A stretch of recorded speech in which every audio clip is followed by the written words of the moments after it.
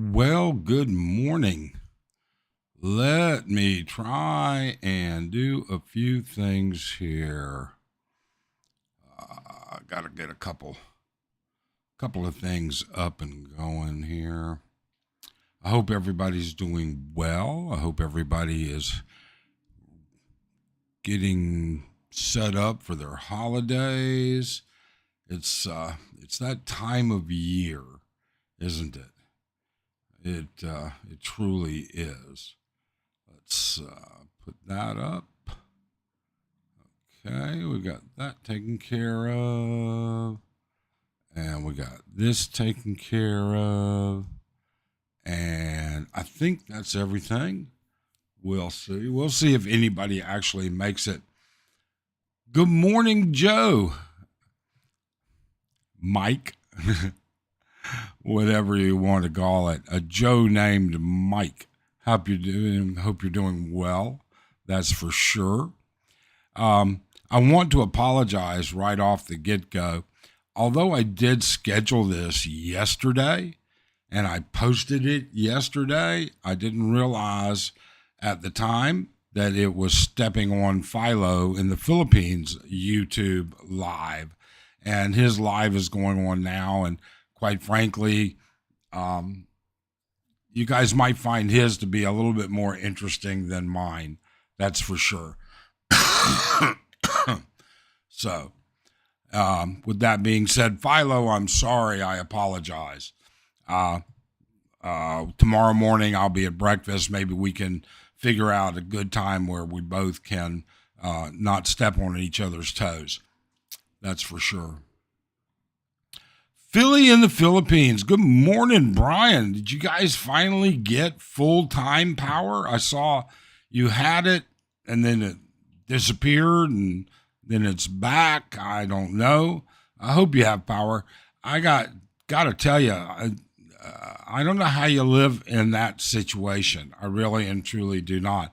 For those of you that don't know, Brian lives on Surigao Island, which has been without power or was without power, might still be, for like 10 plus days. I just couldn't do it. Couldn't do it.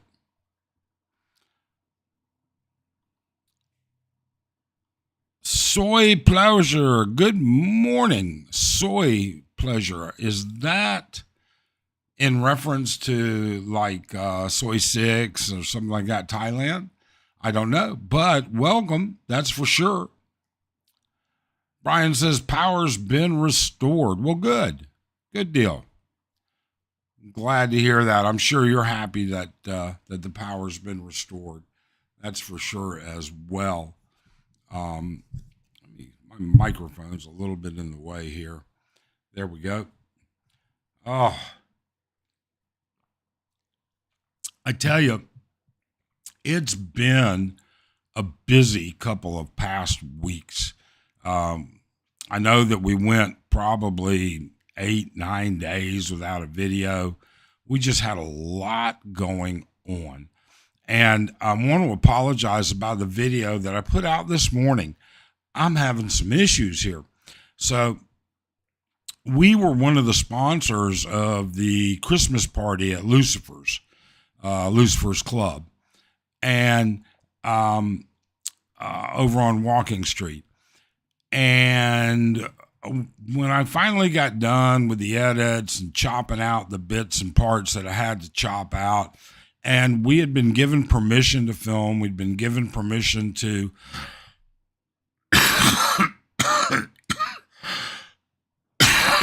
excuse me, to post it. We'd actually been asked to post it. I don't know what happened, but for some reason, YouTube posted that video in standard def instead of in 4K or high def. And it looks pretty bad, to be honest with you. I'm not very happy with it. But I'm at the mercy of the YouTube gods when it comes to that. And it's a non-monetized video as well. So it is what it is. But we we did have a really good time. We presents, fans, TVs, food, all kinds of stuff. It was a unique experience. It really and truly was. And we would encourage, we said this before, we would encourage that during this period of time, as the holidays come up, if you can do something to make somebody's life a little easier, not at the detriment of your own for sure, but it's a nice gesture. All right? It just simply is. Soy Pleasure, thanks, Mike. And yes, Soy Cowboy. We've been there before. We don't know that much about it, but certainly we've been there. I stayed off of Soy Cowboy many years ago. God, 10, 15 years ago. That was the last time that I really went up and down Soy Cowboy many, many years ago. So anyways, again, I apologize that we stepped on Philo's live stream, and if you want to shuttle on over there, you won't hurt our feelings at all. That's for sure. Philo's a great guy, really nice, and supporting his channel is a good thing. So let's see what else has been going on. Well, we've had our usual trolls, which is great. We love them. I love the trolls. I really and truly do. Kenny and Subic, he asks, is Susie Wong still open?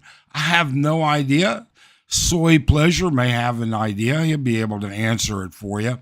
I won't be able to. We were just in Thailand last year, but we did like a touristy type of thing because it was Arlen's first trip. So, more of a family-oriented temples, foods, things like that, and then down to Pattaya as well. But it was a good time. Can't complain. We've got a friend that's going February, I think it is, and we might go in February. I don't know. I know that CJ Abroad, is planning on a trip here in the next couple of weeks, I think it is. I think he's going to be there for Christmas. I'm not sure.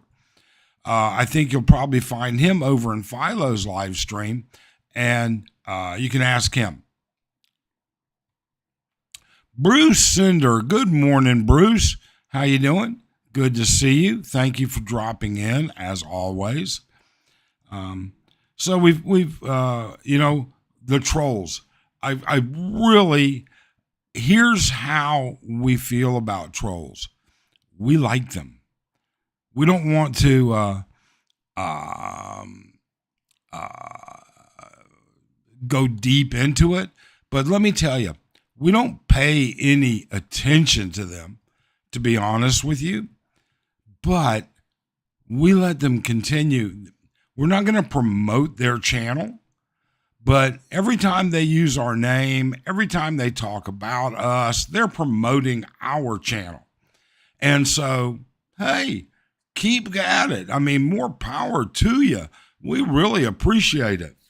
I think it's a good thing. A Joe named Mike. This is a question for the folks in Pampanga. Who knows a quality body shop? My old lady got rear-ended, not in a good way. Any recommendations? I do have a little bit of a chest cold right now. You know what, Mike? Our only experience with that was my fault. We have an underground parking garage in the condo that we live in. And as I was leaving, I scraped part of the wall. So I took the Fortuner to Toyota, and they did a great job. But I'm sure or, because we had insurance and everything. I'm sure it can be found cheaper than them, and probably just as good. Philippines Sunset Travel. How you doing, buddy? Nice to see you. Thanks for dropping in. Soy pleasure. I've been stateside for 2 years. Unsure. I only stumbled in there once. Okay. Do you have any plans on going back to Thailand or the Philippines? Bruce, I'm on the Pacific Princess cruise ship on the way to Honduras. How fun, Bruce. Wow, what a great vacation that would be. That would be a great vacation. I hope you're having a great time, Bruce. I really and truly do. You'll have to tell us about it. Have you made any stops yet, or is Honduras your first stop? Kenny, my next trip is February. Just hope I don't get any PM 2.5 air pollution. This parts per million, maybe 2.5. It is one of those things. That's for sure, Kenny. But we hope we don't have an issue with it. Bruce, Brian has a lot of experience at body shops. Are you saying Brian's hit a few things here and there? JJ, the Lonely Bull. Good morning, JJ. JJ, last I heard, you were planning on leaving BGC and heading over to Thailand and moving to Thailand for an extended stay. How's that going? Is that still on your plans? Is that still the direction you want to go? Bruce says Honduras will be the first step. We'll be there in the morning. Nice. Please, Bruce, do keep us apprised as to how the trip was and how Honduras is. That should be fun. Planning a small trip for 2025, but I'm also saving for my first home purchase, so we shall see. Well, unfortunately, soy pleasure, some things take priorities, and if a home purchase is what you need, then it's a priority. But if you make it, hey, that's good fun too. Philippines, a Joe named Mike Chubbs Z put out a video not long ago with a decent looking body shop. I've never used it, but it's central to AC. There you go. So Chubbs Z, you can take a look at his channel and maybe you can find it. That might give you a good link. As I said, the only one we've ever used was Toyota.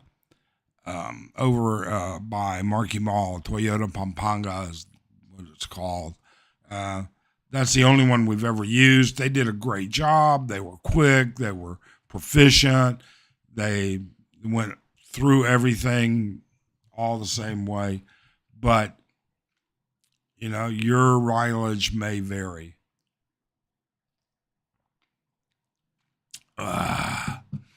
So what else is going on out there?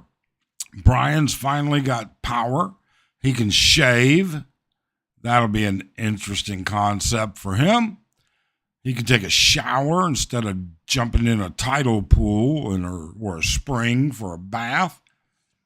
That'll be nice as well. I don't know, Brian. I just could not live the life you're living. Not that there's anything wrong with it. I am just too old and too set in my ways for that. I mean, we have a nice home in Mindanao, and we limit our time there. So, thank you, PST. I'll look it up. There you go. There's an option. There's always options. There really and truly are. And that's something that's good about the Philippines. There are lots of options. There are many different ways of getting things done, for sure. The Philippines are ingenious about that. There's if you can find 20 ways to skin a cat, they can find 30. That's just the honest truth. Harish, how you doing, Harish? Nice to see you. I haven't seen you in a long time. We're doing well, thank you very much. It's been a long time since we've seen Harish. California Bear, Cebu, good morning. How you doing, CB? Hope you're doing well. Thanks for dropping in as usual. I saw a comment. Oh, there's Brewmeister. How you doing, Brew? Thanks for dropping in. I saw a comment, and I have no idea as to whether this is true or not, and nobody's elaborated on it. But in the beginning of Philo's live stream, somebody made a comment that Mark Thornton from Every Man Has a Story had a stroke. I don't know anything about it. I certainly don't. We don't watch Mark Thornton, but as it is with just about everybody, we hope, we wish them well. Hope it's not a serious stroke. Harish says, no time. I see I've been uploading videos. Yeah, I've seen a few of them, Harish. I've seen a few. Harish has a food channel, and it's pretty informative. It really and truly is. I'll tell you something else, though. You know what gets me? I'll tell you. Focus on Asia. Every time JR puts up a video, I got to have a snack. They eat nonstop, and it's always great food. Or it sure looks that way. Any recommendations for Xmas party venues, events? I know that all of the clubs are having parties, but I think, you kind of have to go see the clubs to find out about them. We don't really do them. Candy Palace or Candy Resorts will be having a Christmas and New Year's. In fact, I need to go downstairs and make our table reservations for New Year's. They'll have their standard buffet, I guess, probably, who knows.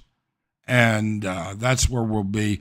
Christmas, you know what? That event is going to just be Arlene and I and maybe a few friends. We're not going to go out. We've already bought most of the food for Christmas. We're going to bake a couple of hams.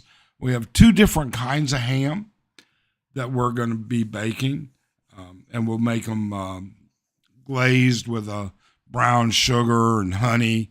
I think we're going to do some macaroni salad with that, mashed potatoes, a couple of other things.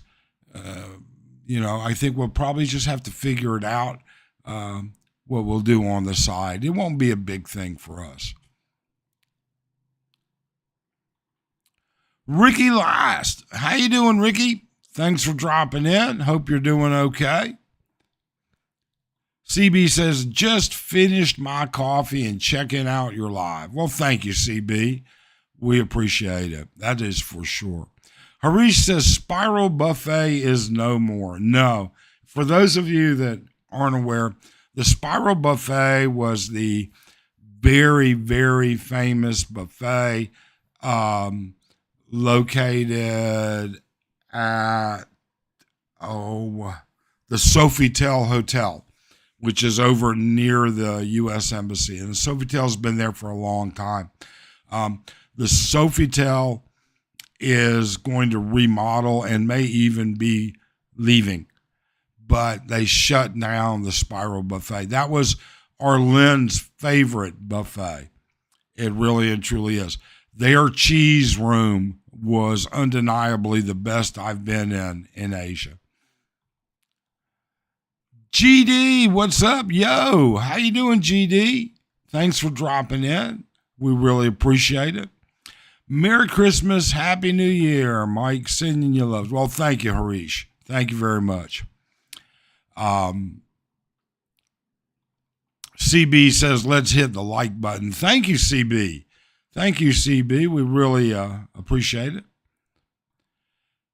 Discerning the Dash. Okay, Dash.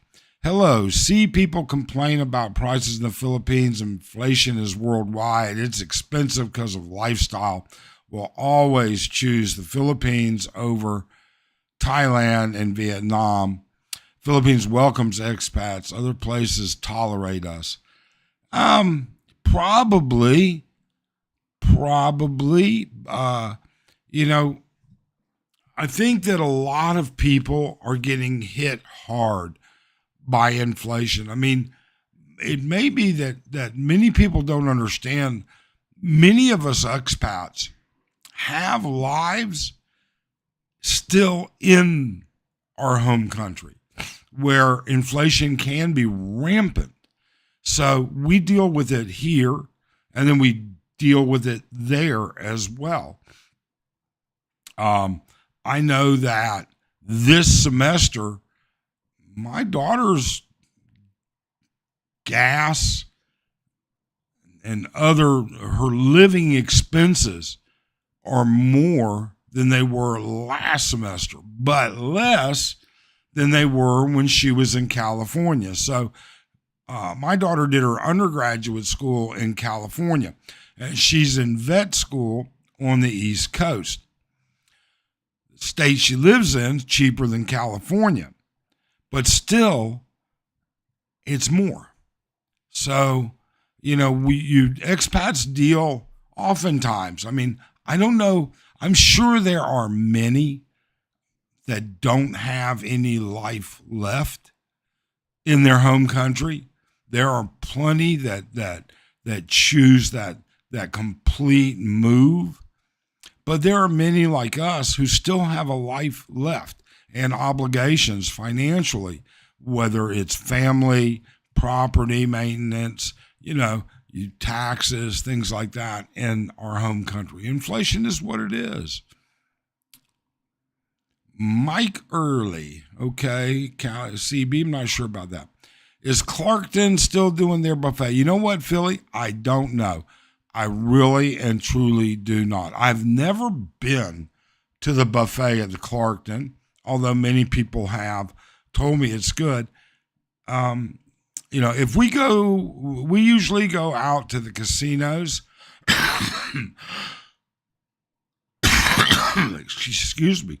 The casinos or to Candy, or we're in Manila proper and at one of the other ones, usually at Spiral. GD, listening at work. Well, I hope you're getting some work done. Don't ignore us. Don't watch us at your work's peril. That's for sure. Doing great. Thank you. Good deal, Ricky. Mike, you did a videos on UFOs a while back. Have you heard or seen anything online about the drones across the U.S.? I've seen plenty of. I mean, they're in the news every day. I get the news. I read the news every morning. So, and I try and read a balanced amount. I mean, CNN, Fox, BBC, even Al Jazeera. Okay. And yes, yeah, absolutely. They are in the news. But they're drones, and they seem to be commercially available drones.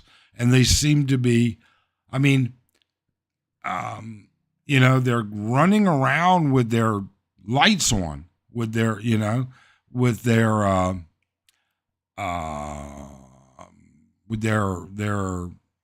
navigation lights on, the red and green, blue, blinking and stuff.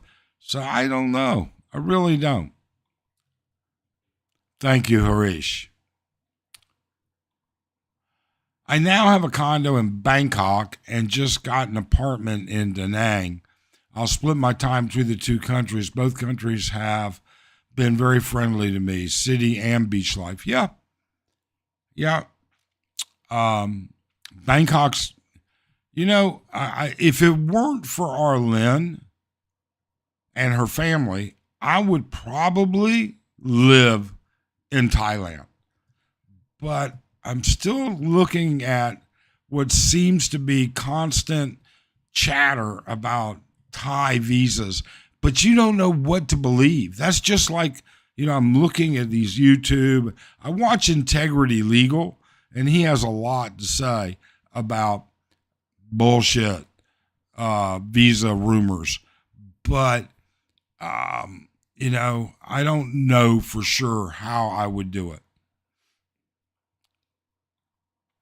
Hey, Mike, Paul says, different time for your live stream. Glad you're doing well. Yeah, because I've got some other stuff to do later. I scheduled this yesterday, and then this morning I see that it stepped on Philo in the Philippines.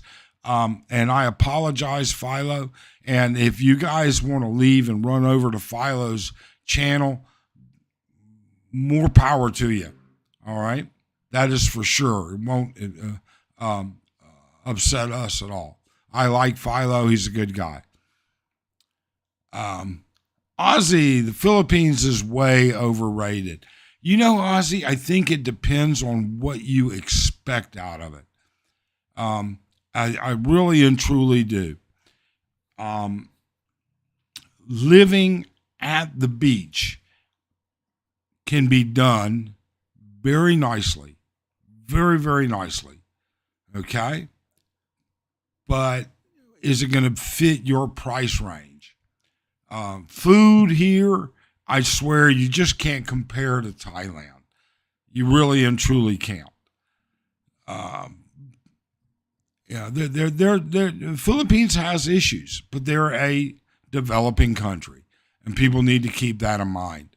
But yeah, I think what you see is a lot of bloggers that want to paint you a beautiful picture to kind of justify their own experience, to justify or help justify how good they have it in their minds.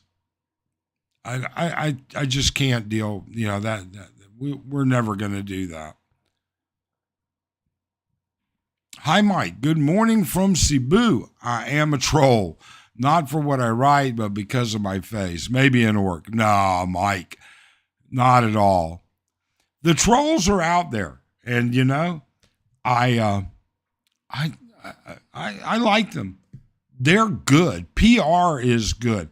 I won't promote their channel. I won't say their names. I won't drive business to them. Okay? Just a selfish thing on my part, I guess. But keep in mind, every video they put up with our name, and it sits up there. Oh, you could see Arlene in the reflection on the back window.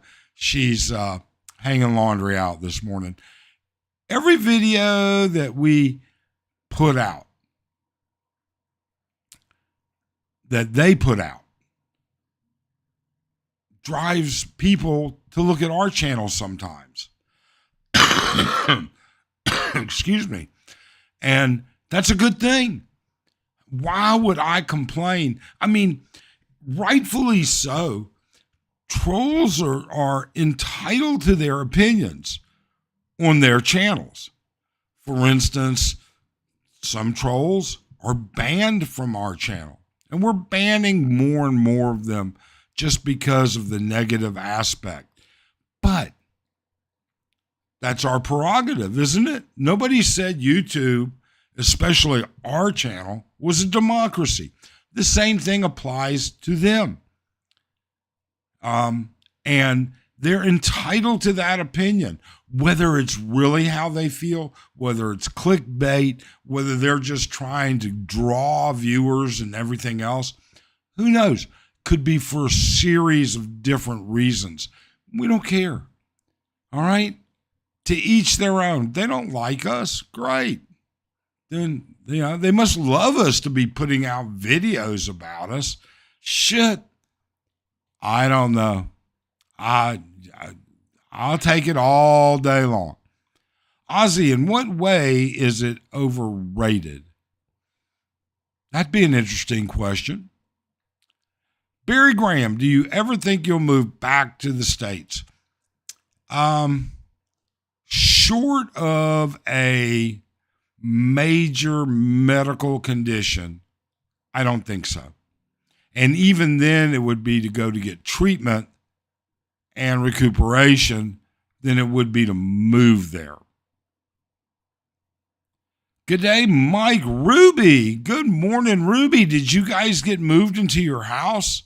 Are you guys still here? Did you get moved in? Ruby, she's married to an Australian guy. Ruby's a native Pampangan Angelean engineer that lives in Australia, and they just finished a house or are very shortly finishing it. I don't know. But did you get moved in? How's that going? Ozzy says, I'm in Thailand, Bangkok. I don't have any problems, and I can actually eat good food anywhere. Yeah, Ozzy, there is no doubt. Thailand, in my opinion,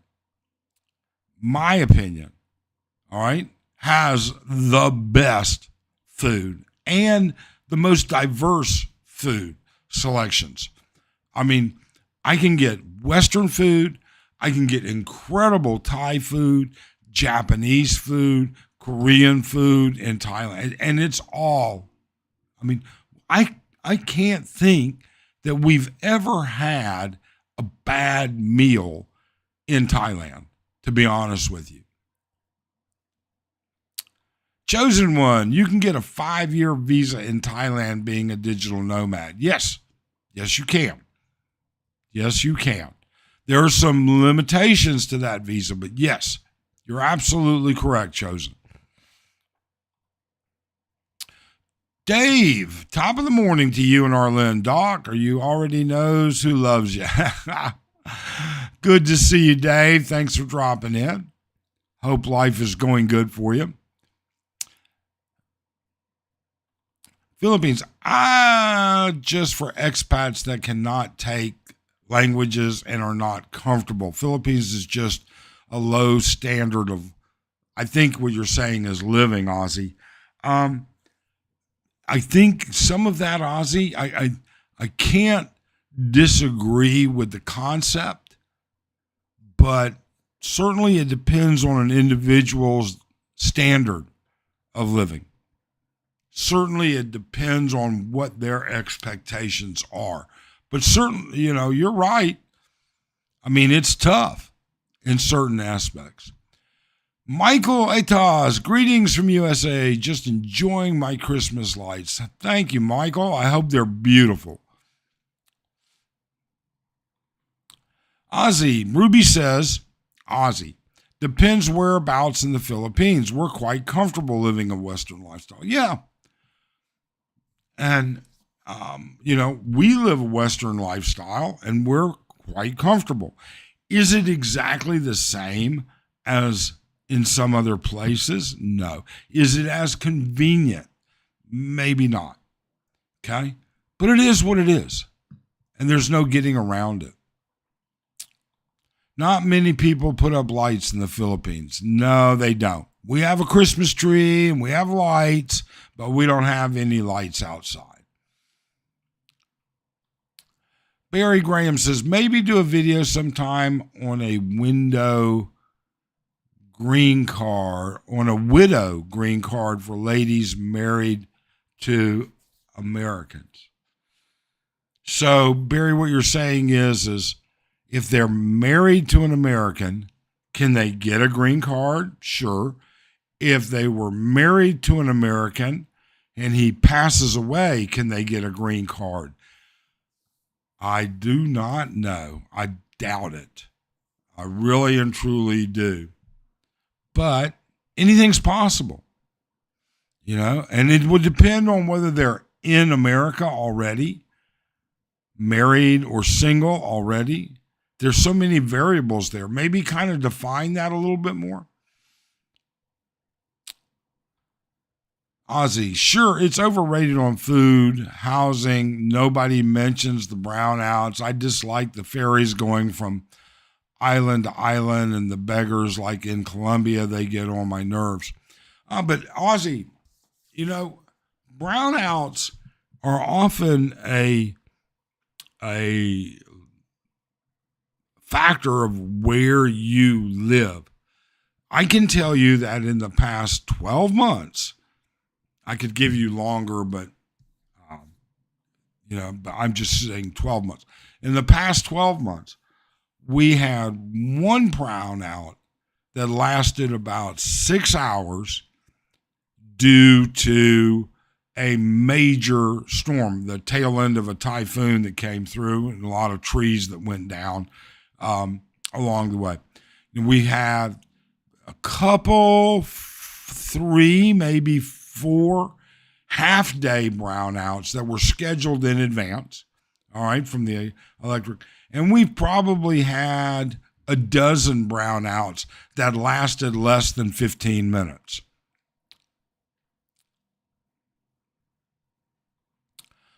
But that's not to say some places are far worse. I mean, you look at Brian, Philly in the Philippines. Shit, they were 10, 11 days with no power. So, yeah, brownouts can be a serious issue.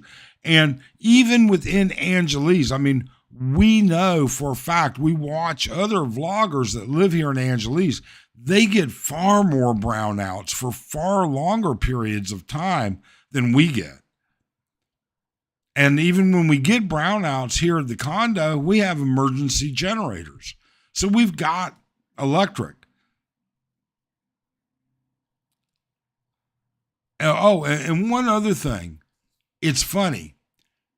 Converge very rarely, and that's our internet provider, goes down during a brownout. They went down during that typhoon, okay, and they have gone down for a couple of minutes here and there during a citywide brownout, but they're more reliable than the electric company as far as I'm concerned. Far more reliable. Mike, from Horace, which is also thank you for dropping in, Horace. As a snowbird here, the only way I would live here permanently is if they legalized marijuana. Good luck with that story. I'm going to go back home soon just to indulge. I don't think you're going to see that anytime soon. I really don't. Chelsea, you're looking really well. Good to see you. Thank you, Chelsea. Thank you very much. I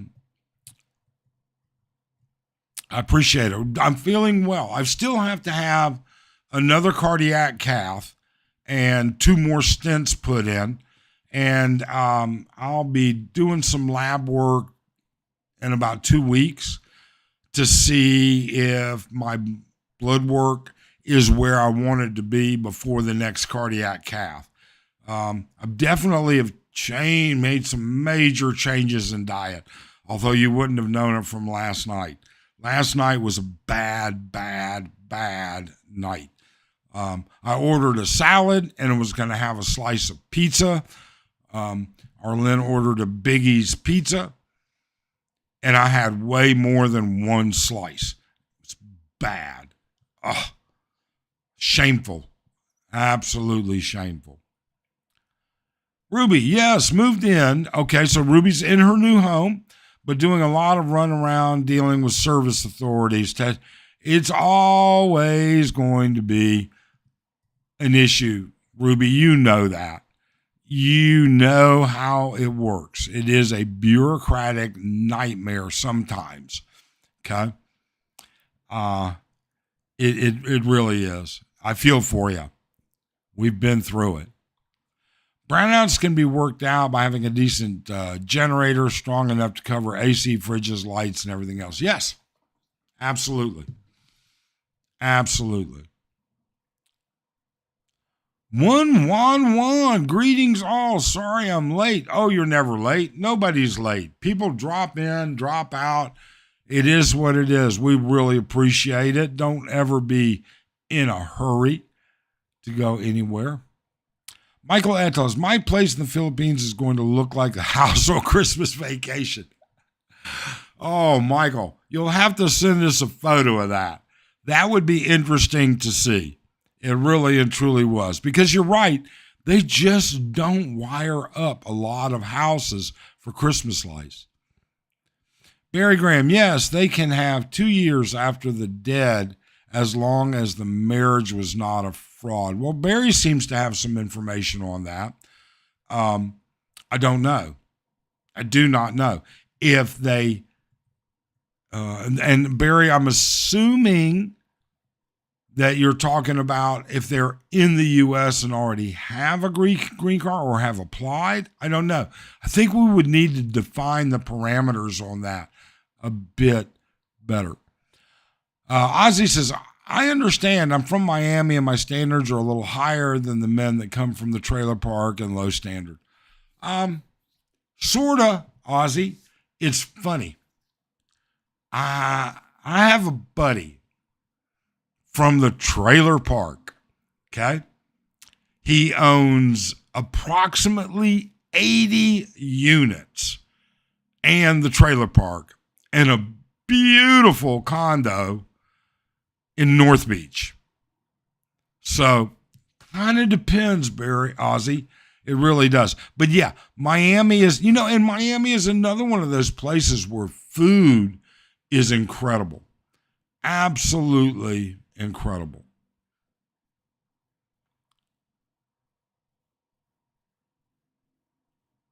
Barry says, I'll look sometime on the INS website, and give you the form. Hey, there you go, Barry. I will file it away if you send it. Ozzy says, don't get me wrong. I like the Philippines. The ladies are excellent. I would visit, but not live. And many people do, Ozzy. Many people do not live here full time. Many expats. We have expat friends that split their time between the Philippines and Thailand. We have expat friends that split their time between the Philippines and their home country. So yeah, absolutely. Michael, do you think they have a good pain clinic for spinal injections? I do not know, Michael. I'll be honest with you. It's not something that I deal with, so I've never really looked at it.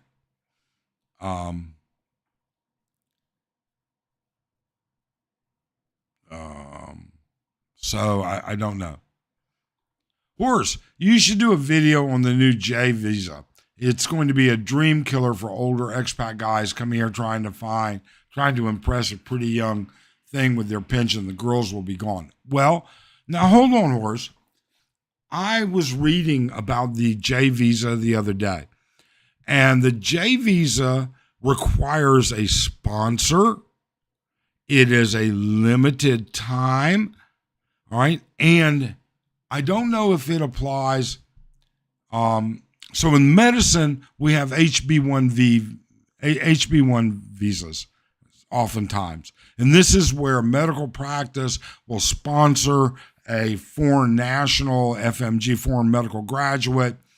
Nothing guarantees at the end of that specific time that they'll be eligible. And we do know FMGs that were not granted regular visas afterwards. The J visa is not a path to citizenship or a green card, the best way that I read it. But I think there's a lot more literature out there about it, and it's certainly something new and different. So if they can find a sponsor, that J visa works well. But just applying for a J visa doesn't work in all of the literature that I've read. There's way more to it than that. Ruby says, most houses where we are decorated with lights and big lanterns. Neat. Very nice, Ruby. Very nice. Tino, I heard Mark Thornton. I don't know. I heard that as well. Somebody said that on Philo in the Philippines live stream this morning. You may be able to jump over to his live stream, ask a question there, and get more information. I don't know. I don't follow Mark Thornton, so I got no idea. Tino, where did you hear it? Barry, how good is the VA medical clinic in Manila? You know, I don't know. I know this much. It's a clinic. It's not a hospital. You are limited, except for special circumstances, the clinic is limited to service-related people. I don't know.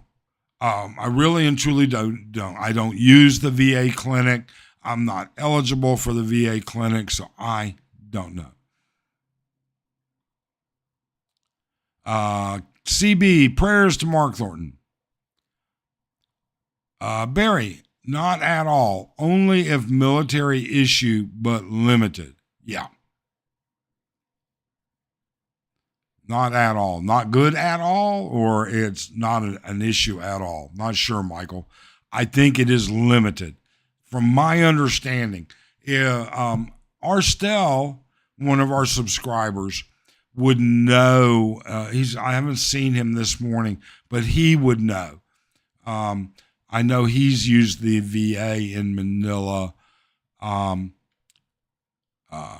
Actually, none of the expat veterans that I know are registered to the Manila VA. Most of them are still registered to their local VA in their home country, in their home location. Of course, a gal I know here has the J visa. Her Pinay aunt and several is her sponsor. Her white boyfriend's waiting to marry her. I'm pretty sure they game the system. You know what, Horse? If she's going to go to school and she's been accepted to a school, all right, or can prove she's going to go to school, and she has a sponsor that's a U.S. citizen, yeah, that will work. Now, whether they gamed it or not, I couldn't tell you. Any expat, Ruby says, any expat moving to the Philippines with ongoing medical issues should decide to live with reliable major hospitals. Indeed, Ruby, that's one of the reasons, that's one of the major reasons we picked Angeles City. All right, both AUF and Clark Medical are excellent. Both of them are now teaching institutions. AUF is a teaching institution, and now Clark Medical has an internal medicine residency program as well. And they may have others, but that's one that I know of.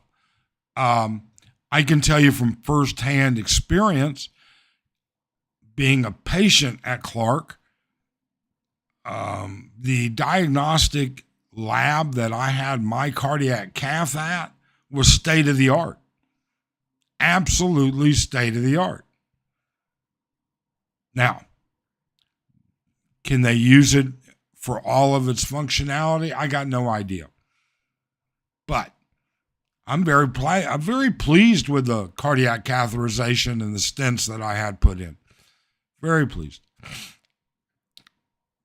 Barry, Guam has a VA hospital. Yes, Guam does have a VA hospital, and there are a good number of physicians that are Medicare approved in Guam that accept Medicare. Now, it's my understanding there's a little bit of a wait. Maybe you go over, you get an apartment for a couple months, and do your thing there. I don't know.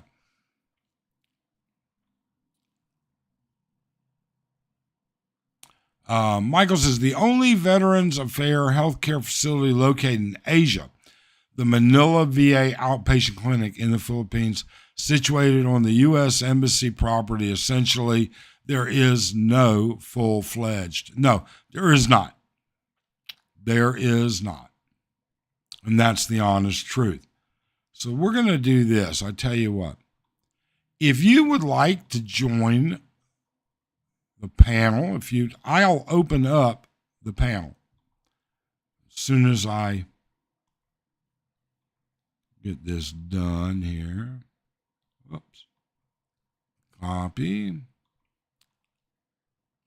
and paste. So the panel is now open, and if you'd like to be on the panel to discuss whatever you'd like to discuss, as long as it's reasonable, please, let's do that. Horace says, I can't use VA Manila because I have no service-connected disability, thank God. When I retired, I opted out of the VA system and bought a Blue Cross plan. There you go. There you go.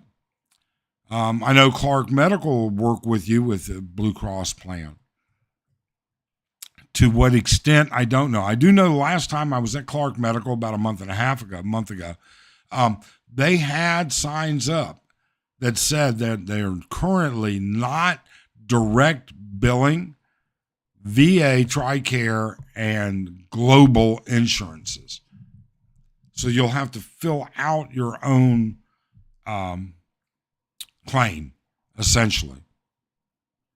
That's just, don't shoot the messenger. That's just the truth. 111, I know there's direct flights from Clark to Bangkok. Yes, there are. We've been on one. Very convenient if you wanted to do elective surgery at a good hospital, if you weren't comfortable with the options. Indeed, yes. The last time Arlen and I went about 8 months ago to Bangkok, we were on a direct flight from Clark. No, I take that back. No, that was beforehand. We ended up, you know what? I'm a liar. That's not true. I apologize. That flight was direct to Bangkok, but it was from Manila. Would have been nice if we'd have done the one from Bangkok, but I think we had a group. Oh, I remember what it was now. We had a group going, and everybody wanted to travel together, and there were those in the group that felt that the Clark to Bangkok price was not reasonable. I think it was about $80 more each way than Manila at the time. So, but no. But my daughter's been into Clark. We've been into Clark. We did a direct flight. Arlen and I, in June, we were on a direct flight from Clark to Katlakan, Boracay. So we went there. We took my daughter and her boyfriend down to Boracay for a week, 4 days, something like that, 5 days. And check Clark for international departures. I noticed direct to Bangkok, at least that's what was posted. Yeah, they have direct to Bangkok now. And they had direct to Bangkok when we went, but we went as a group, and the vast majority we were the only people willing to pay extra, but we wanted to travel with the group, so we ended up going through. Now, you know what? Arlen was just at the airport this week, So Arlene went to the province to visit her family for an early Christmas. The airport is making some huge changes, Naia. That entire parking transfer stuff, I mean, they are making major changes. And I mean, not just talking about it, they're doing it. The traffic flow is way better. Way better. Arlen sent me photos and said, look, this, because usually, especially at Terminal 3, traffic's backed up like crazy. And nope, because you can't do curbside pickup at Terminal 3 anymore, private cars and taxis and Ubers. There's a specific area you have to go to, and it ain't curbside. Loving it. Now, they did increase the overnight parking rate ridiculously. Really, that was one of the best values at Naia ever. But it went from 250 pesos a night to like 1,250 pesos a night. Crazy. They also have direct flights Cebu to Bangkok. Also, I plan to visit Cebu. Yeah, Cebu has direct flights to Bangkok, I would think. Mike, where is Andy Omar? Brian, I do not know. I have not heard from Andy in a long time, so I don't know. I don't know where Andy is. I wish him well. I hope he's healthy. I hope everything's okay. All right. That's, it doesn't matter to me, whether we like somebody or don't like somebody. Excuse me. We don't ever wish them ill. And I'm not saying we don't like Andy, because we know Andy and we like him. All right. In person, he's nothing like his channel was. But we certainly wish him well. Where he went, why he went, I got no idea. Scott's World. Good morning, Scott. How are you? Thanks for dropping in. We really appreciate it. Horse bought my condo at Mandani Bay still in June 24. Came here July 24. Condo still not ready to live in. Building office tower right next to me. Leaving here December 23rd. Hopefully be ready June 25th. Yeah. Horse, that's par for the course here in the Philippines.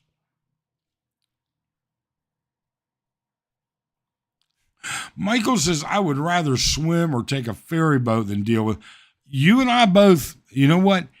Any and every chance we get. Clark. I don't care if I have to fly from Clark to Cebu, lay over for 4 hours, and then from Cebu to Butuan. That still beats the crap out of Manila right now. And until you get things fixed there, that's just the way it is. Mike, I'll name you the number one vlogger in the AC. I truly mean. Well, Brian, first off, thank you very much. Second off, please don't. We don't. That's not our goal. Our goal is to have fun, talk to people, build a community, share our experience and our experiences, and hopefully some of the information that we have will do good for other people. Sometimes we can be entertaining, not as often as we'd like to be, that's for sure. But, we just, we're certainly not. I mean, there are, you know what? I met the number one vlogger in Angeles. So I went to Philo's the other night, Let me tell you this story. Philo in the Philippines had a barbecue. It was me, Robert. Robert brought a +1. Ace Bachelor Cool came by. CJ Abroad was there. And then I met a guy I've heard of, but I've never met him before. Mark the Shark. That's the number one blogger. This guy has like 600,000 subs. Okay? Lives right here in Angeles. He does it all with shorts. All of it is done based on shorts. He has 600,000 subs. And I met him. And actually, he's a pretty neat guy. He was really nice. Really and truly was.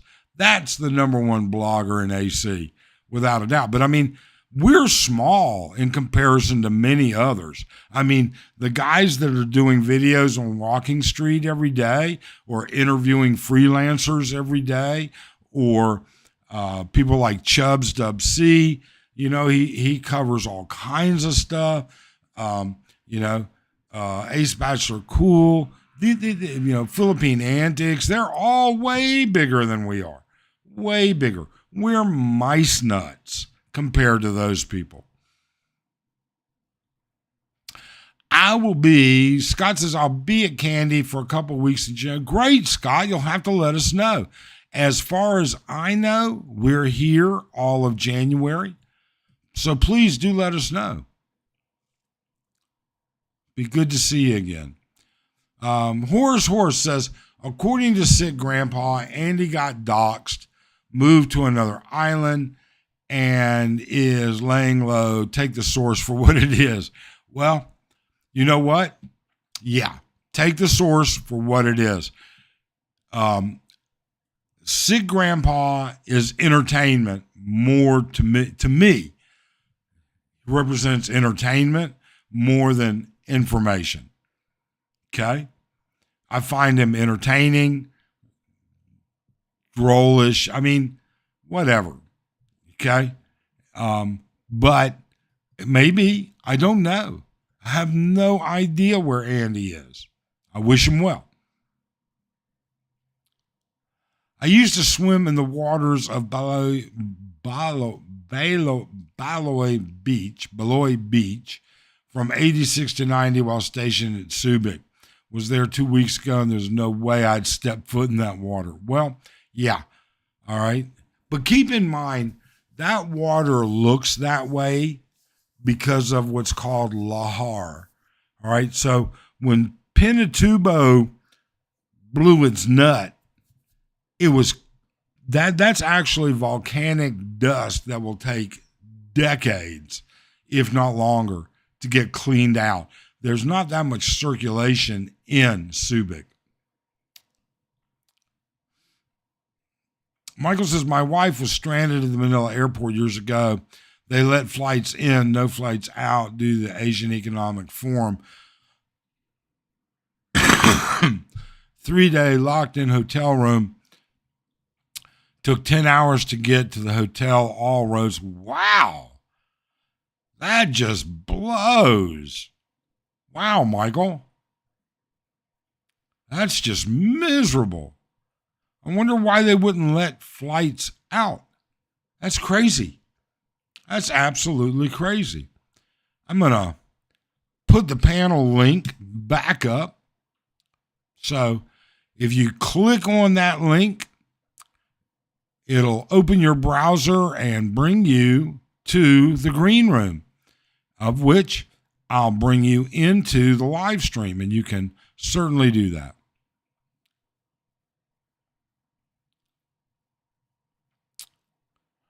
So Barry says, INS Form I-360, if your spouse dies and you live outside the United States, your case will be forwarded to the embassy 2 years from death as long as the marriage was valid, not remarried. Okay.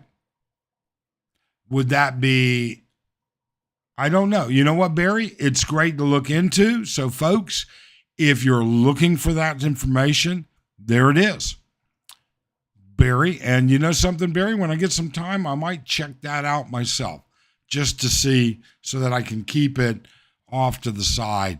You know, I keep little things off, sort of like this. I have, slides that say, hey, this is the way it is, or this information is that. This is one I use for my live stream. But certainly we could use it for that as well. That's for sure. Wow, that's interesting.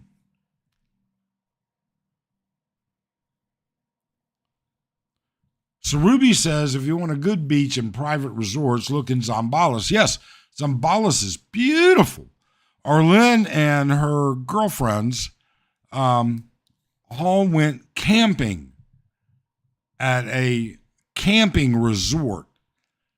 I wouldn't have done it in Zambales, but it was beautiful. It really and truly was beautiful. Horse is going to miss you when I go back to Florida, but only the second coming of Christ is going to make me miss turkey hunting season. I had a friend that was huge into turkey hunting back when I was much younger in the United States. I've never been, but I had a friend that was big time into it, lived in Georgia. Hey, Ruby, save me that shake. There you go. Good day and countdown for drinks at Candy in January. Oh, there's the culprit. Speak of JR. I'm telling you, it's a difficult situation. JR, I can't watch Focus on Asia. I can't watch his videos without having a snack in advance. And it better be a decent snack because his videos, they eat. I don't know how you and your wife stay skinny. You guys eat, and it's all good looking food. And you know something? JR has a ton of information on Bangkok, on Thailand. I mean, I don't know how many years they've been going to Thailand, but there's an authority on a lot to be known. He can answer a lot of questions for you when it comes to that.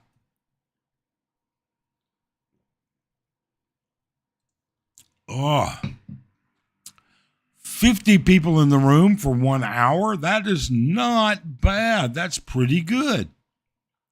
I can't complain whatsoever. Nate, Expat Lifestyle.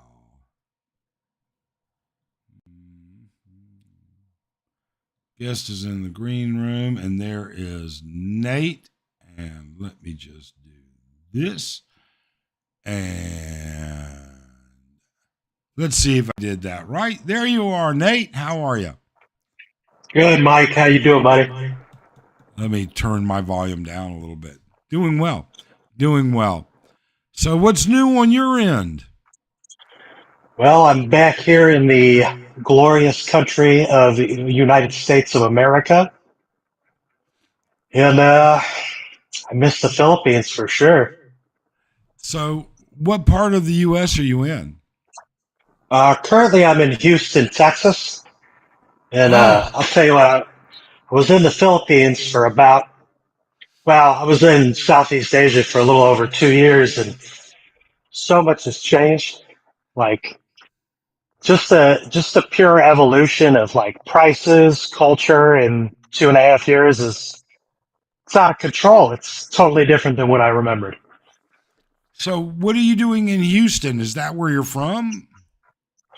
Well, I lived here for a while, and I came back because I'm trying to play what's gonna happen in America over the next 4 years.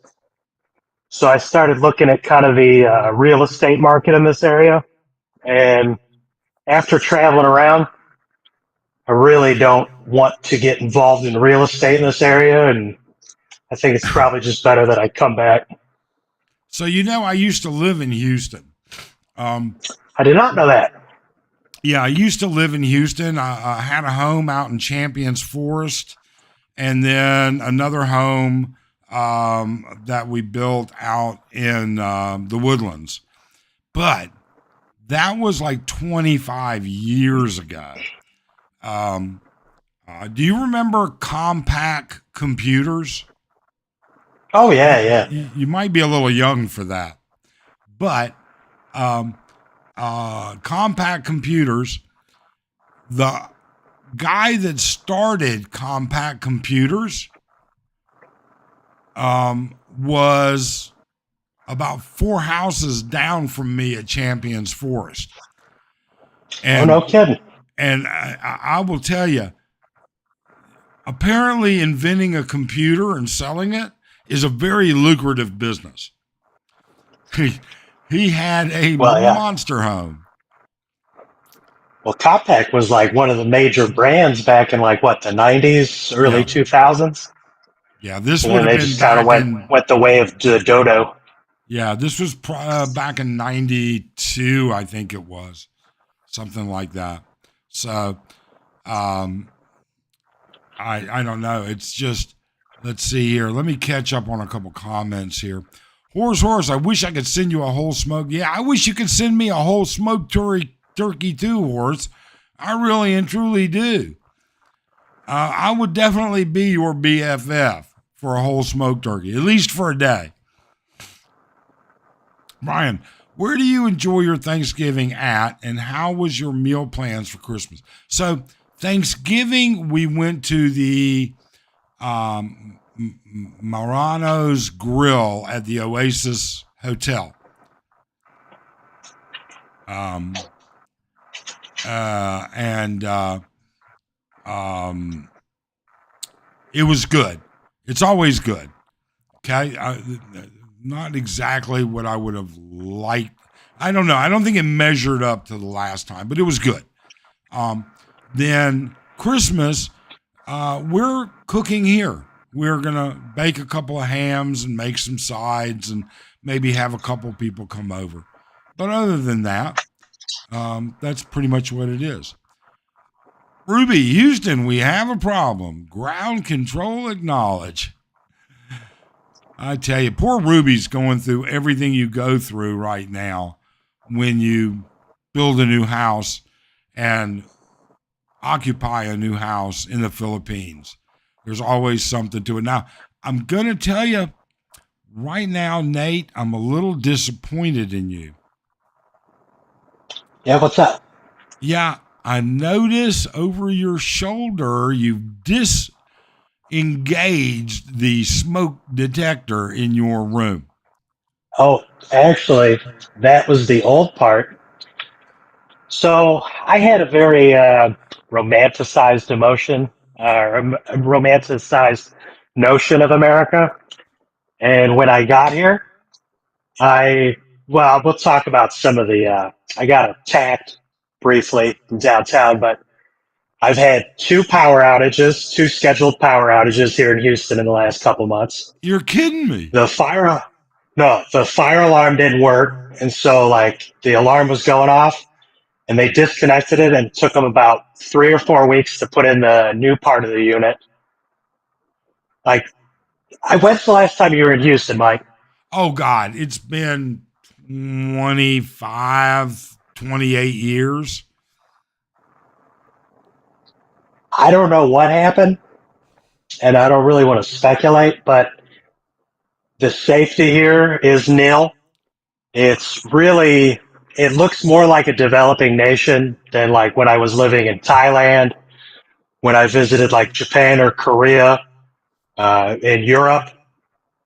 Here in America, I'll give you some examples here. So I do got a video of this lady chasing me. I was walking around downtown and I was going to go take the train because I didn't have my car or driver's license yet. So I was taking the metro little shuttle they have and a lot of the buses. So as I approached the train, and I hadn't taken it yet, I don't know if it's called the train, it's like the monorail or whatever.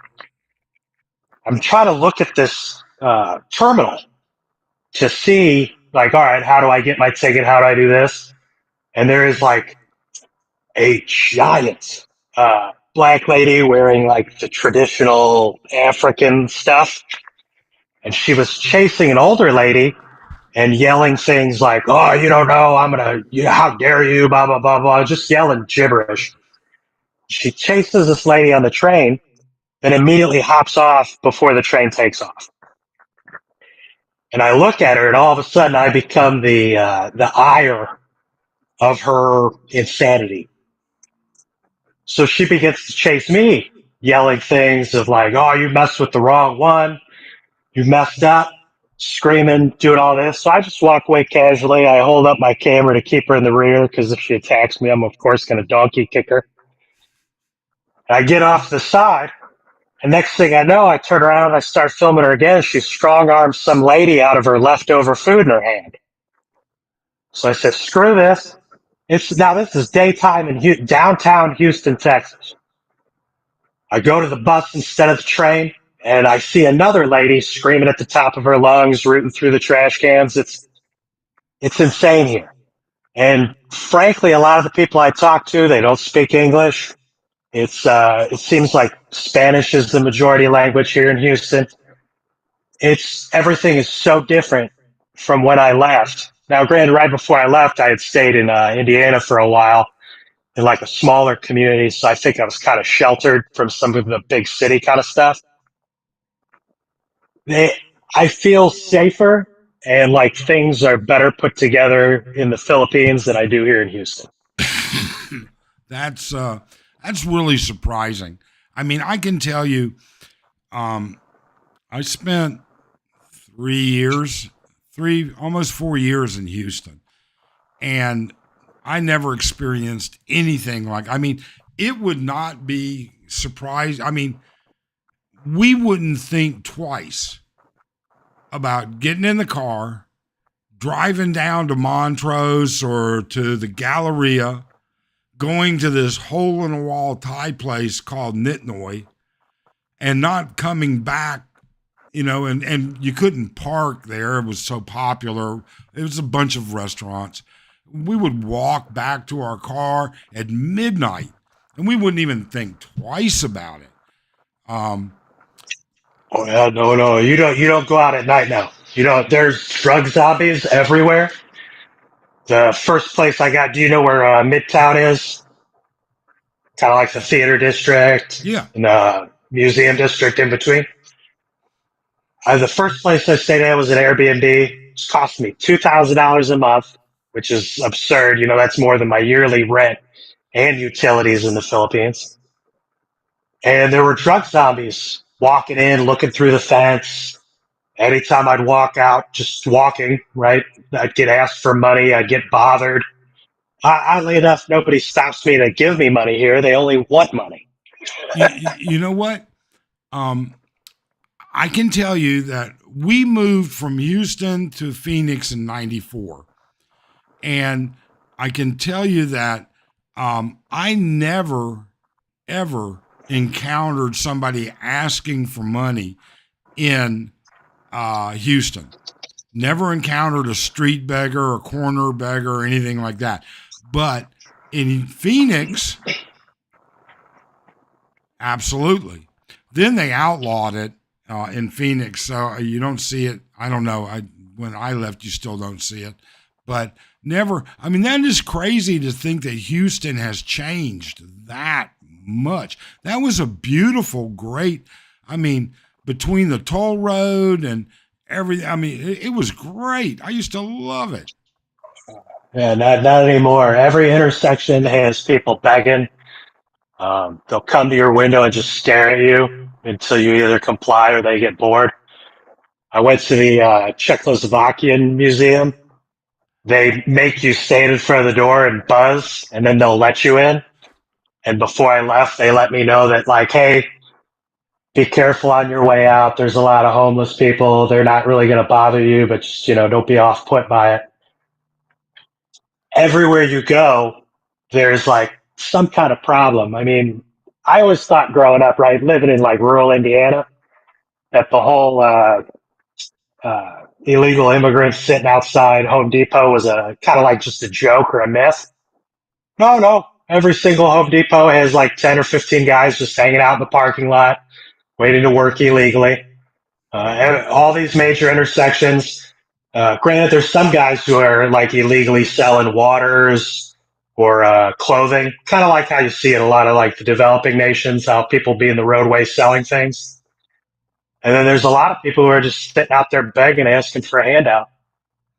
You know, I was amazed the other day. I saw a video. So Alexander Ocasio, whatever her name is, all right, she represents a district in New York. And in that district, somebody, I think it was CNN, walked down the street. And you would have thought you were in the Philippines. Although it wasn't Filipinos, all right? It was mostly, it just wasn't Filipinos, and we'll leave it at that, all right? Prostitutes standing around, food stands, clothing stands. I mean, the sidewalks were all taken up. And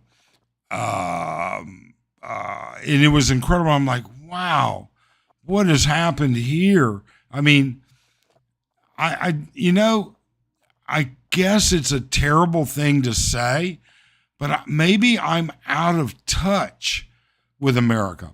My daughter goes to college on the East Coast. She goes to vet school on the East Coast. But her vet school, while it's a prestigious university vet school, is in a small, pretty much college town. All right?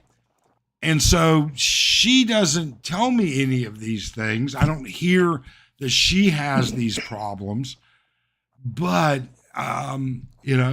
if Houston, to me, it seems like 15, 20 years ago, more than that, 25 years ago, Houston had it just perfect.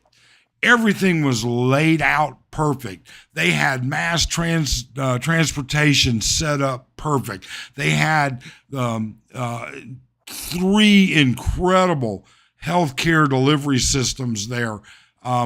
They had, culturally different food, events, lifestyles, everything.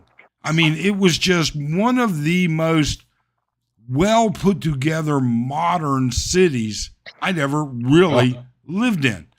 And to hear what you tell me now is so disheartening. Well, I will say the public transportation still runs pretty well for like $1, $1.25, $1.50. You can get most places in the city. But even my first time getting on the bus, I walked on, people being loud, obnoxious. The smell of greenery had encapsulated the entire bus. Is that legal? Everyone looked at me like, is it legal in Texas now? "Oh no, no! People just don't care, man. It's lawless. It's a lawless area. Like nobody. When you could have people who are like obviously breaking the law with no, I drove down one road and just like I've seen in all these other countries, Cambodia, Vietnam, they literally had illegal sellers just set up on the sidewalk selling food, selling clothes, selling juice. Same as when, I was in Cambodia, but none of these people are licensed to operate a business. Yeah. They're not being held accountable. Most of them are probably illegal immigrants. Like it's become a lawless nation as far as I can tell. But I mean, that's And just Houston. I mean, there's a whole nation to look at. I mean, don't get me wrong. It's a big city. All right, it's a lot of people, and so it represents a big number. But there is still a lot of the U.S. to look at. Let's catch up on a couple comments here. Let's see here. Mike, Brian wants to know how many Christmas cards have you received from Filipino community, and what will you put inside them when you hand them back? Well, Brian, it's a simple number: 0. They'll give you this little envelope, these little red envelopes. Oh, for my Christmas gift. They want you to put money in it and give it back. They'll write their name on it. All right. I tip and give Christmas tips. I tip monthly to our doorman, our security guys, and a couple of others here in the building. They get a bigger tip, not substantial, a reasonable Christmas gift as well. Outside of that, anybody hands me an envelope, I just don't even accept it. I'm not going to put money in it, and they're not going to get it back because it's never going to leave their possession. That's simple, Brian. Horace says, I'm very glad I cannot buy a house there, the main requirement being marriage. I don't agree with Ace on much, but single and free. Horace, marriage is not for everybody, and you may change your mind one day, and that's fine. If you're happy being single, then be single. There's nothing wrong with that at all. It's one of those things I never could understand out of guys. Like, if you're not married, why are you trying to buy property in the Philippines? You already know, like, with the current global political climate, that there's a certain danger here. At any point, any one of these governments, you look at something like Thailand where they had the military junta. Yeah. At any point, anything like that could happen. Any kind of martial law could happen, and they could just say, "All right, you no longer own your property." So you can rent a place for $150, $300 a month. I don't understand why these guys are dropping $100K. They're 50, 60 years old. They're only going to enjoy it for, maybe 20, 30 years if they're super lucky. I think there's a kind of the American culture of, like, I must own my property. There is Whereas that. a lot of the other countries, you don't have the same property rights. You don't have the same rule of law, although I would beg to say that the rule of law is dead here in America. I don't get it. I'd rather rent, and then anytime I want to pick up and leave, I can leave. I could see if, like, maybe you want to leave property or your children, you're married, but I don't get all these guys they're dead set. As soon as I get here, I need to buy a house. I don't understand it. No, if I was a single guy, I would not own my condo, and I would have never built a house here. I just wouldn't do it. There are too many other real estate options in the U.S. that I could apply that money to. But, I'm married to a Filipina, and I want to make sure she's taken care of when I pass on, because I will certainly pass on, barring any terrible circumstances, long before she does. Brian says, Mike, I'm in California. You get off the streets before night falls. Homeless beggars and thieves everywhere. You know something? My daughter said the same thing.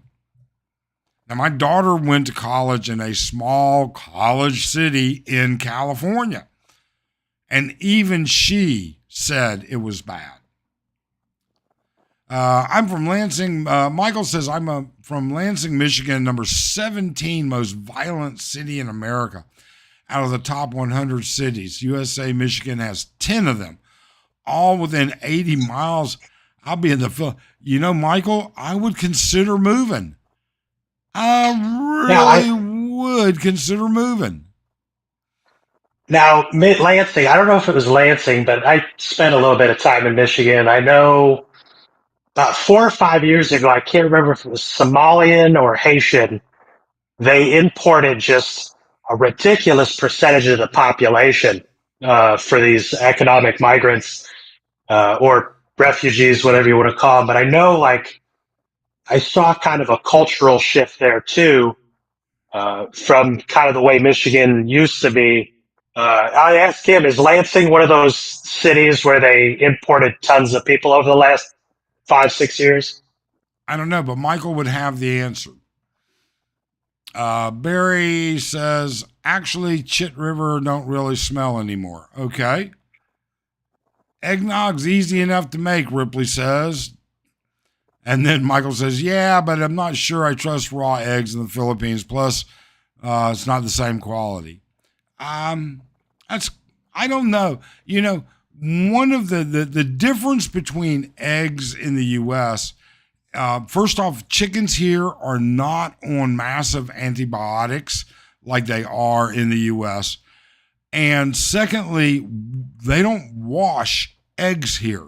When a chicken lays an egg, it has a natural coating. And that coating is incredible. It keeps the egg from getting any bacteria. It takes a long time for that coating to wear off. And that's why you wash eggs here when you get them home. It keeps the shelf life very good too. Yes, without refrigeration. Don't take the buses in California's major cities. Yeah, Brian. JR says, as much as I miss a few things in the U.S. and my kids, I have zero inclination to fly back there.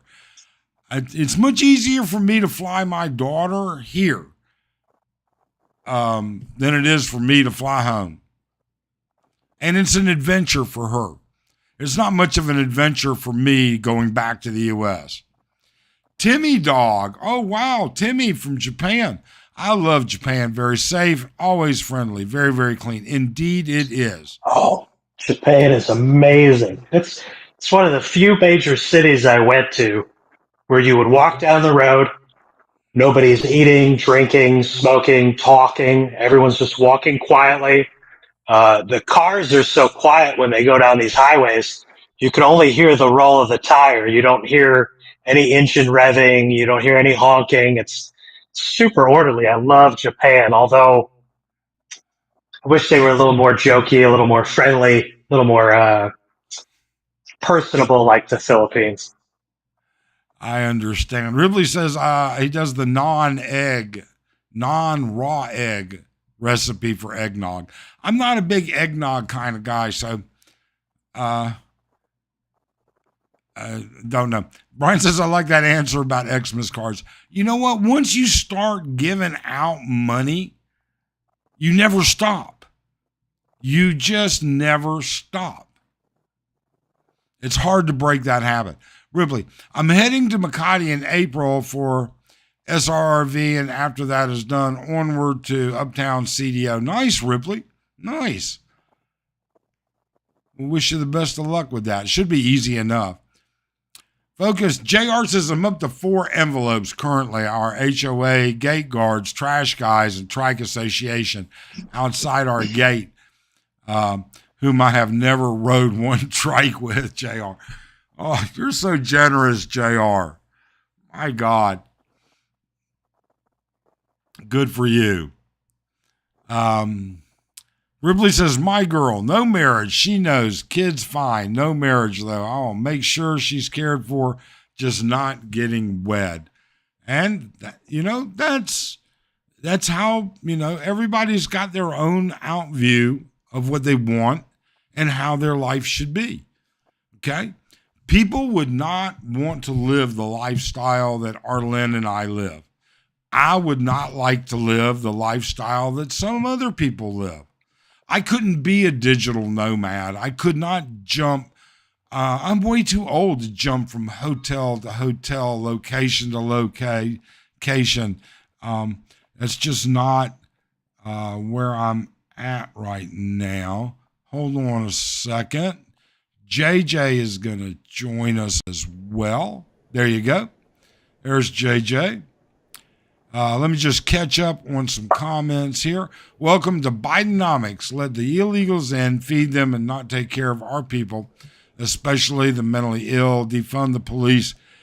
I think we're in for some big changes this year. Scott Spence, how you doing, Scott? My buddy Scott down in San Antonio, Texas. How you doing? How's the kids? How's the wife? What is she, like 6 months now? Six. I think you've got another one on the way. Can't wait for you to. When do you get here, Scott? JR says, I've been married 33 years and I'm ready to sell our place. See stuff going sideways here with current climate and threats abound. It's possible, JR. It's totally possible. Could I jump in there? Sure. So I'm one of the reasons I came out here is because uh, if you look at kind of what's being said of what's going to happen in the United States, it should make an incredible buying opportunity for real estate. Because if you think about it, I severely doubt he's going to do it. I think it's a bunch of hooey, like he's just blowing smoke. But if there's literally a mass deportation of like 10 to 20% of the population, the housing market is going to crash, right? So during this time is a great time to go in and start seizing up assets as long as you can beat out like Blackstone and Zillow and all these other large corporations that purchase properties. But But the don't you problem think is with that is then don't you think they're still currently overpriced? so it depends on the market. So I had a house in Indianapolis I purchased for like $48,000. Beautiful home, 3 bedroom, 2 bath, Bedford stone, sitting on a quarter acre of the lot, like 5 minutes from downtown. So it depends on the market.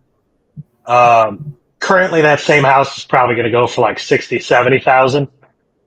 Whereas in Houston, I'm finding a lot of the properties that are in any kind of like decent area close to the downtown, hundreds of thousands of dollars. Uh, while it's overpriced, it's a supply and demand issue. The government puts so many restrictions and so many like zoning laws, and then you got to wait for your permits. You got to wait to do this, that, and the other. It makes it very cumbersome to buy a house or create a new existing house. So it's a supply and demand issue. If you just increase the population by 10%, those people have to live somewhere. And not all of them can live in government paid for apartment complexes. And when they do if they were to get kicked out, now those apartment complexes are going to go out of business, and that's a buying opportunity, in my Yeah. opinion. Hey, JJ, can I what are you jump up in? to? Um, First, 10 to 20%, they're not going to kick out 10 to 20%. Yeah. That's no, your numbers are way off, dude. 10% is 33 million people. 20% is There, 66 million people. They're not going to kick 66 million people out of the country. Secondly, the places these people live, most of them, where would you want to live in those conditions? No, you wouldn't. They're squalor. Uh, People they're living in, there's 10 or 20 at a time in one little one room apartment probably. So when you're talking about, oh, he's gonna kick out 10% of the population, maybe 1%, maybe a half a well, percent, we're talking a million, we're well, talking maybe 3 million people. So your well, numbers are that's off a what he little bit. says he's going to do is obviously very different from what he's going to do. But if you look at the actual numbers of the people that are here illegally, it's at about 10 to 20% of the population. So 60 million people are in the US illegally, is that what you're saying? In 60 between, million. in between, well, probably a little bit less, but around there, yeah. I think it's a The lot numbers less. are always off. But anyway, I just wanted to jump in with that. So, JJ, where are you now? I'm in Da Nang, Vietnam. It's just finishing up the rainy season here, so it's kind of rainy and cool. But you know what? If you're sick of the 95-degree weather every day in the Philippines, come here at 75. Nice. And I can see the beach from my. I'm in a hotel room right now, but I move into my apartment tomorrow or Wednesday. Nice. Nice. I just watched, there's an attorney in Vietnam that does a lot of YouTube, and he's a pretty interesting take on different things. But I'm not conversant enough to know how to even talk about it. So, but let me catch up Well, on a right couple. now Go ahead. I'm sorry. Right now, I've got a condo in Bangkok, um, actually south part of Bangkok in Samut Prakan, which is it's right off the Green Line, which is if you're familiar with Sukhumvit Road, that's the Green Line, the BTS, which is the Sky Rail. So I'm 3 minute walk to that and 20 minutes to where all the tourists live. So I'm living down. I pay $360 a month for my condo. It's got great facilities, and then my apartment here, it's 275 a month, and it's right in the Ontrong area, which is a real nice restaurant bar area. So I'm just going to, I get my 90-day multiple entry here, and I can go to Thailand for 60 days and extend for another 30. So I can do 90 and 90 and do 2 border runs basically. So that's what I'm going to do right now. I haven't decided if I'm going to change my visas. So that's kind of my plan. Well, good. Good. Yeah. Ruby got 6 Christmas envelopes and counting. Michael says, yes, Lansing, Michigan did import immigration. My buddy works in the auto factory. All third shift is immigration. Horace says, I bought my condo because it's easier than finding a new 6-month lease every time I come back here. There you go. We all do things for reasons, and all of our reasons are individual. JJ's happy to flip back and forth. All right. Nate is back in the U.S. He's a young guy. He's still looking at how he's going to fix his future. I'm pretty much sitting here living life the way I want. I mean, everybody does things different. And every time they do things different, it's what suits them. And there's no right or wrong because, we could hear all of the things that are wrong with what, and I don't mean this, but let's pretend all the things wrong with what JJ's doing. And I'm not saying JJ's doing anything wrong. Well, until you walk a mile in his shoes, until you see and experience what he's seen and experienced, and until you have that personal desire that he has, how do you know what's right and wrong?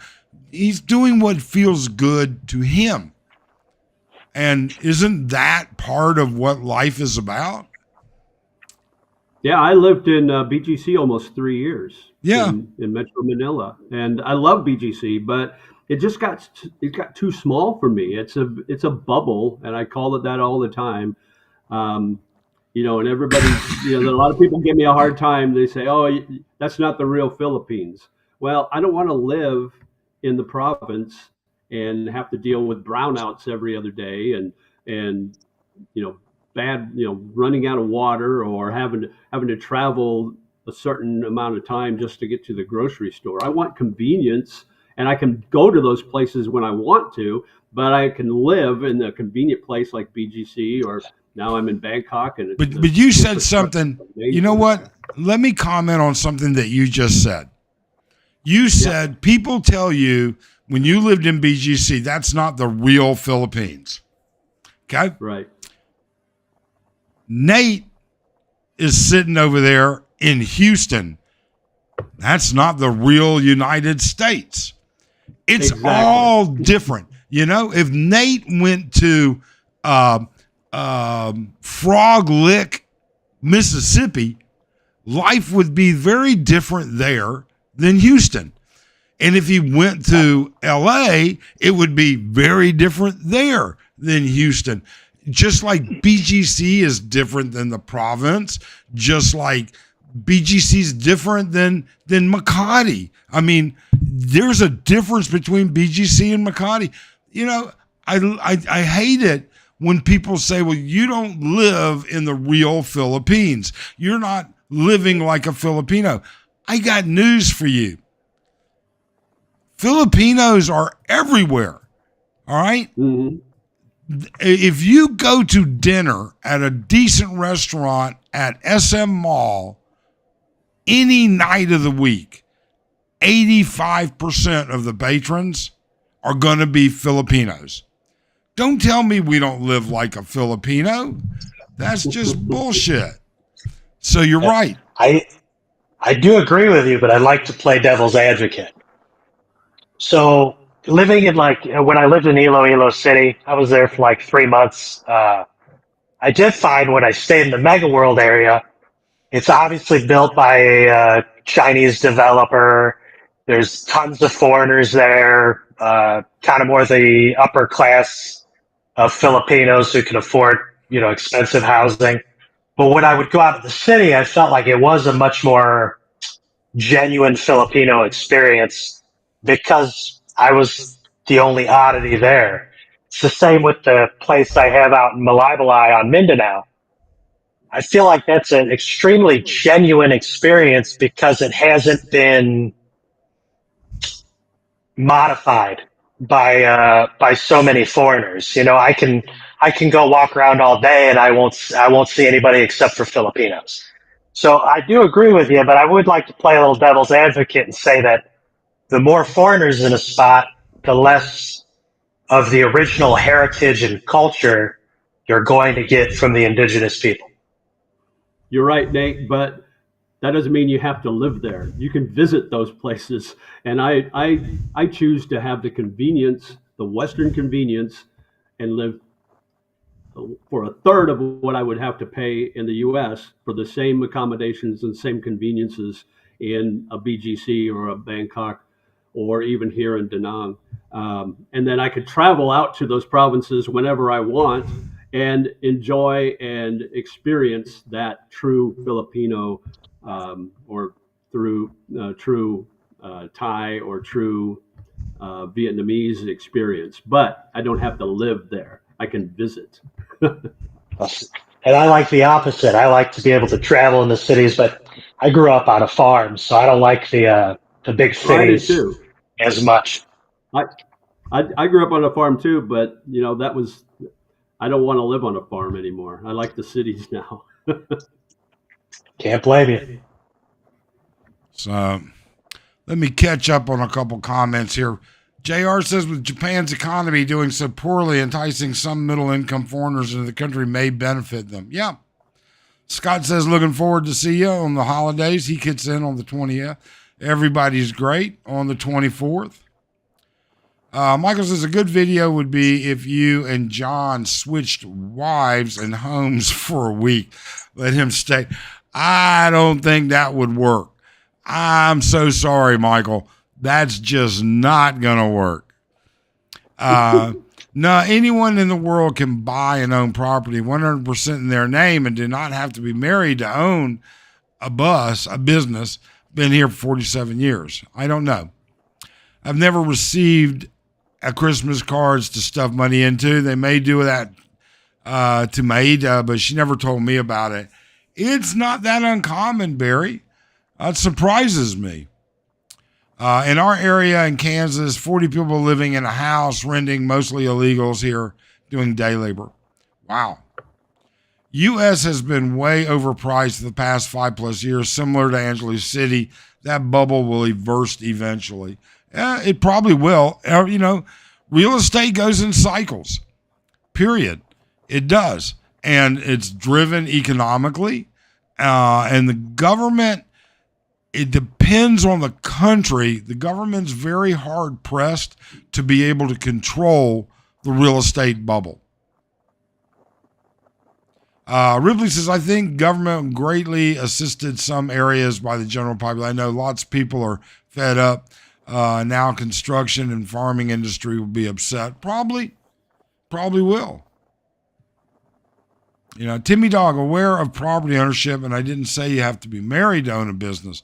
I said getting married or owning a business, let's see here, was the only way I know of staying in Japan. Brian says Trump will do it. Nobody wants to live where those illegals stay. I don't know. It depends on where they stay. I don't know where they stay. I haven't been there in so long. I mean, if Midtown Houston is shit, that means Montrose is shit. And if Montrose is shit, that was multi-million-dollar home, small, little, old, 80, 100-year-old homes years ago. And that's now turned to shit. I can't see it. I don't know. Who knows? It's hard for me to say because I haven't been there in so long. Can you give me an example of condo rentals in Da Nang, JJ? What is a condo rental going to cost in Da Nang? Well, it depends on what you want and what you're willing to pay. I mean, you can get, I've got an apartment that's about 35, 40 square meters, just under 40 square meters. And it's right in a really nice area of Da Nang where there's tons of coffee shops. You walk outside, there's coffee shops, cafes, restaurants, bars. You're 2 blocks from the ocean, and I'm paying $275.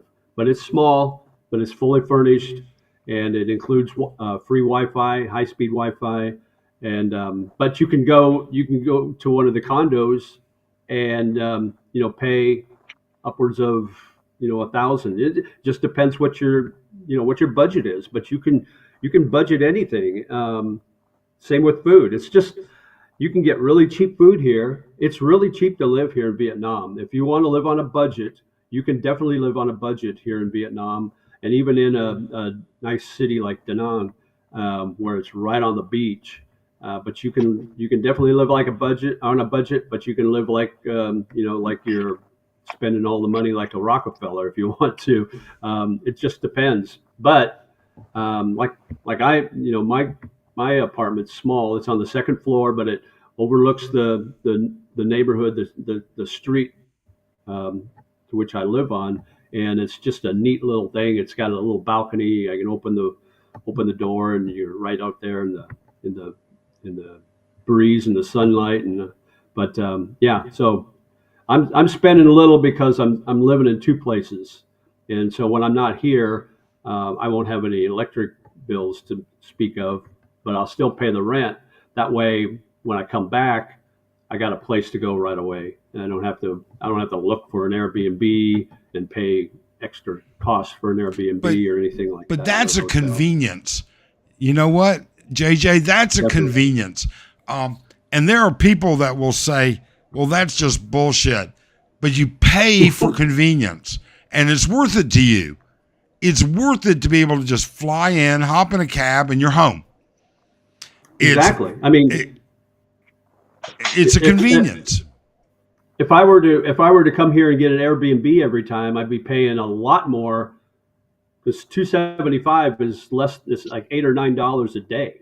Can you find an Airbnb for $8 or $9 a day?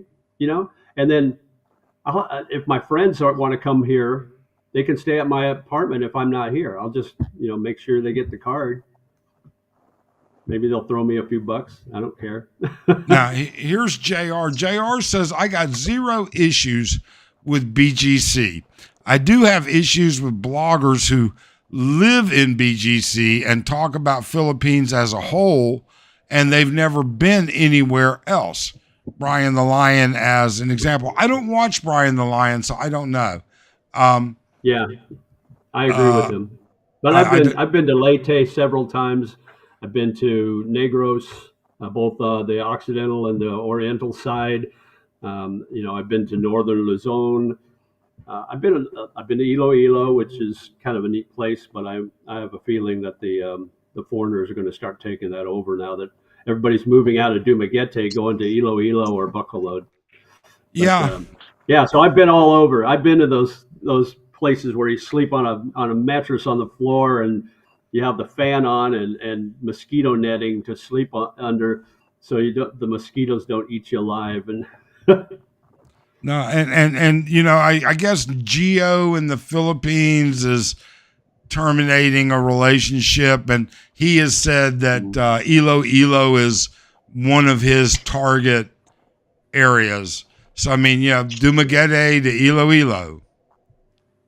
I mean, it's that actually agree. after I lived in Dumaguete, I moved to Iloilo. Like I stayed in Bacolod for a little bit, and then 3 months Dumaguete, 3 months Iloilo. So I think that's kind of maybe a natural progression for the Dumagueteites. I just don't understand what the appeal of Dumaguete is. I don't get it. I just never thought it was a great place to even visit. I visited because I have friends there, but I just would never live there. Is it the It's economics? Dirty, the traffic's horrible. Its cost of living is just as high. I mean, you go to a restaurant, a decent restaurant in Dumaguete, you're paying the same amount as you would at a decent restaurant on High Street in BGC. You're paying, But 400 or more a peso for a dinner. I like to call Dumaguete the landing strip. And I could definitely describe what happens. So you get all these guys who've been watching, Rike, Old Dog, all these channels from Dumaguete. And a typical American doesn't even leave the country. Most Americans don't even own a passport. So the mentality of like, all right, I know Dumaguete from watching these videos. I feel comfortable. There's tons of other foreigners, so I'm not like culture shocked or culture fatigued. So guys get there. Usually they go to like Valencia or Bacong. They move outside of the city. And then they settle there because they're comfortable there and they don't like to travel. So it kind of turns into like a big magnet or a landing strip for foreigners. And a lot of foreigners go there. They realize they can't even hang there and they go back home. And then you get guys like me who go there, they experience it, and then it's time to move on. But I think a lot of guys, they just get there and then that's their new home. I think they see these old, 70-year-old guys with 20-year-old girls, and they think, "Oh, I can do that." So I'm going to Dumaguete. Dumaguete dating is crap. Jay says Brian the Lion doesn't need to travel anywhere else in the Phils. He's an IT millionaire in dollars. He doesn't need the 10 shack lifestyle. Okay, good. All right. I mean, whatever floats their boat is all good. People are just simply different. Hang on a second. I'm thinking this. Exchange. Do you need to take more money? Yes, try. Somebody asked, "What's the difference between BGC Makati and Manila?" BGC is a very small area. It's only the population's about 17,000 people, and there's a lot of well-to-do Filipinos that live there, but there are also a lot of other Asians that live there, Japanese, Chinese, Koreans that are well-to-do. But I think, and Americans and Westerners too. But I think the reason that they live there is because, like us in the U.S. or in the West, we can't afford a decent lifestyle in our home country, so we go there. And BGC is like living the Western lifestyle, having all the conveniences at a third of the price. And that's why you see people from Japan and Korea who maybe can't afford to live in Japan or Korea or China will move there. You don't see very many Vietnamese there. You don't see very many Thai there because it's cheaper to live in Thailand and Vietnam. That's my opinion. Makati's nice. It's got it's a lot bigger city. It's got some nice areas. Rockwell, the business district. Manila as a whole, the whole metro area, it's so hard to get around. The infrastructure is just not. It's just not built up like in Bangkok, where they have trains everywhere, and you can get pretty much anywhere on a train. And the Grab system. Oh my gosh, the Grab system in Bangkok, and especially here in Vietnam, they have Bolt. Yeah. But it's so you try to get a Grab on a Friday afternoon in BGC or anywhere in Makati or Manila, and you're waiting. You get canceled 3 times, and you're waiting an hour before you get it. Here in Vietnam, I order a Grab and it's there within 1 minute. If you're not out there in 1 minute, you're going to miss your ride. That's how quick it is. As soon as you get your Grab map, there's like a dozen cars within a block from where you're at. That's how great the Grab system is here in Vietnam, and almost as good in Bangkok too. Yep. That's the difference in BGC and Manila. It's so hard to get around outside of BGC and outside of Makati.